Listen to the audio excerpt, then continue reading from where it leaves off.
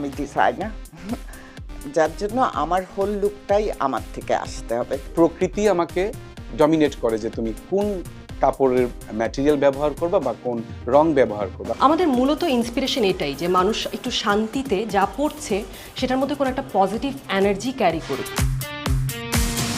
পোশাক gives you happiness. It endorphin তৈরি করে। When you look good, when you're dressed good, you feel good. কাজের ভেরিয়েশনটা আমাদের different হয় due to different weather and different seasons. নতুন একটা মাধ্যম নিয়ে কাজ করার চেষ্টা করেছি। সেই মাধ্যম হচ্ছে স্ক্রিন প্রিন্ট, হাতের সেলাই এবং অ্যাপ্লিক। কি প্রাইস রেঞ্জের প্রোডাক্ট দিব সেখানে আসলে ক্রেতার কথা আমরা মাথায় রাখি।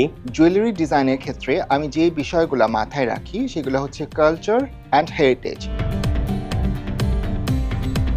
Hair, eyebrows and eye colour, আইবলের কালার, তিনটার কম্বিনেশন এক হতে হবে, নাহলে অনেক ডিফারেন্ট লাগবে।